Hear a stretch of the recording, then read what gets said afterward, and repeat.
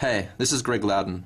I'm here to introduce Daniel Roberto and my OpenGL Open Graphics Library, OpenAL Open Audio Library, and accelerometer-driven racing game Prism Slide.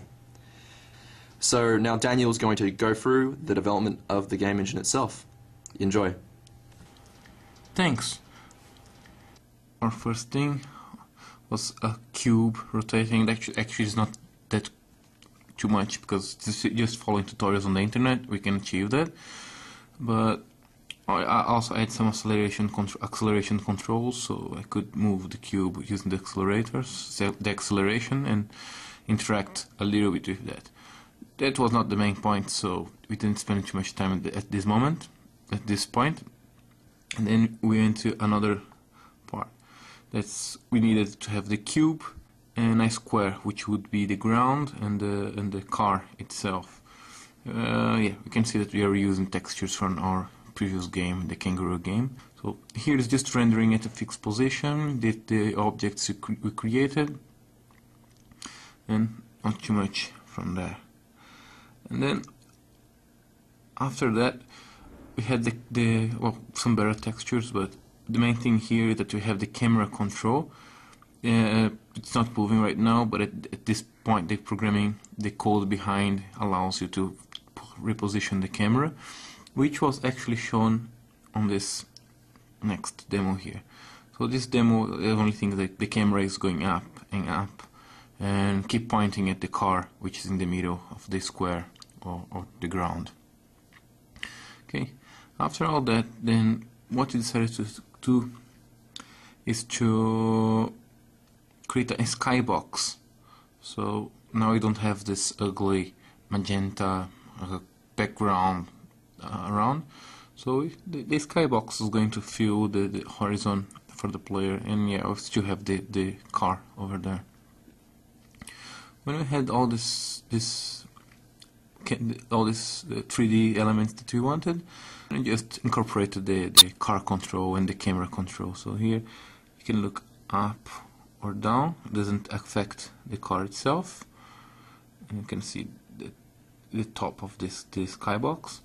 And you can also accelerate and brake the car. The camera is going to try to chase you and find the position. So using the acceleration now you can control where the car is going, and you can leave to slowly brake, and you can stop. If you go out of the bounds, you can see something that's very interesting, the skybox itself. So I'll move out again. I can even go outside of the skybox. So they're getting very close, and almost there, and here we go. Ta-da. So yeah, now we're outside the skybox. Let's get inside again. And you can see here the floor and the sky. That it looks like a world around you, but it's just a box. It's not even a sphere. If you get near to the corners, you can see the distortion. But well, that's the acceleration. And then our last improvement for the engine before programming the game itself was the sounds. So we had to include some sounds. So we are using OpenAL here, so we can change the pitch of the engine sound. So as it gets faster, the pitch is faster, and nothing else too much. Now you can have a feel of the speed of the car, because when it starts to brake, if you brake,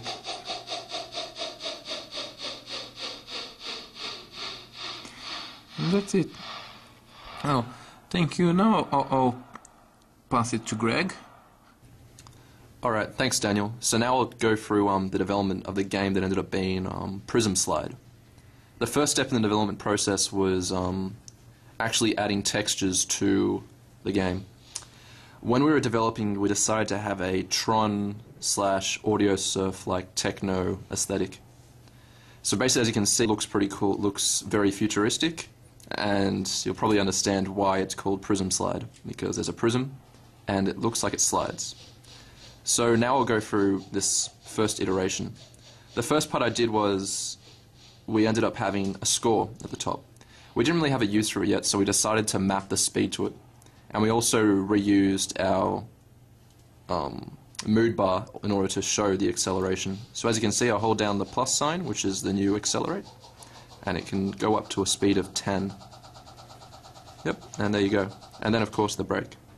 We also incorporated the OpenAL sound design, so it could illustrate how quick and how slow it's going. The second stage, I'll load it up. The second stage of development was where I actually added these arrows at the top. What I decided was that maybe it'd be fun, well, since I like drifting games, is to have a bit of a drifting mechanic to it where it's all about going quick and shifting the iPhone all the way to the side to get points. I also had the idea, in this version I didn't actually implement it, that maybe instead of giving the player complete freedom, saying that they can just constantly hold down and get points this way, we'll add a bit of challenge in that the top arrows will determine which way you can get points. So if it goes orange up there, you'd be like, oh, okay, I need to drift right. So you start sliding right. And once again, that's why it's called Prism Slide. So in this version, you basically get points once you go over a certain angle and you twist the iPhone. Version 3. Version 3 was a bit of an experimentation with whether or not you didn't ever really need to see the prism itself. So this is a bit of a first-person driving game where, as you can see, you can still get the points, but I found that being able to see the prism gave it a bit more feeling, and right now it just felt like it just wasn't as much fun, it didn't look as cool. And once again, it still used the aesthetic. And finally, this is version 4, the game itself, Prism Slide. Get ready, because it's awesome. Okay, here we go. The music behind here is Kavinsky, and here's some tutorials. Prism Slide. Steer the prism by turning the iPhone, double tap to brake, and hold down the right to accelerate. Score points by sliding the correct direction. Slide left fast, slide right fast, slide left slow, slide right slow. And here we go. As you can see, it's telling me to go left. This is just based on a random algorithm, whether the number is either 0, 1, or 2. If it's 1, it means there's no direction. Sorry, if it's 0, that means there's no direction. If it's 1, it means that there is left. If it's 2, right. So we'll start playing. So it has the cool music going, and it has the acceleration for the OpenAL pitching. So right now it's on 0. Still 0. It occurs every about 4 seconds. 0 again. Left. So you drift left and you get points. Keep going left, keep going left. Now it says half, so you slow down, and you get points this way. Okay, nothing.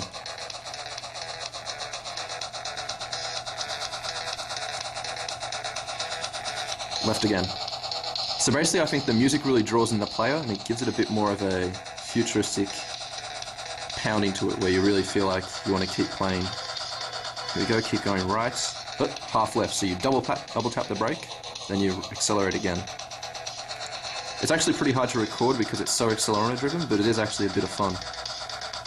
And I added a special message at the end once you reach the 99,000 mark, which isn't really that difficult if you played it a few times, but at first it's a bit challenging. And an important fact that Daniel's idea was that it was originally just going to have the music in the background, but we decided that it's hard to determine how quick or slow you're going because it's a bit of a infinite skybox, an infinite grid. So we decided to add the sound so you can understand how quick or slow you're going. 78,000. Hard right again. Keep going right. Half left, so you double tap the brake. Oh, slow down more. There you go, see, points. 90, 91. Gonna get it soon. Slow down. Oh, come on.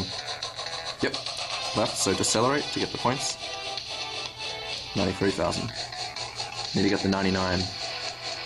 Hard right, I can get this now, if I do it right. Go, go, go, go, go, go. Oh.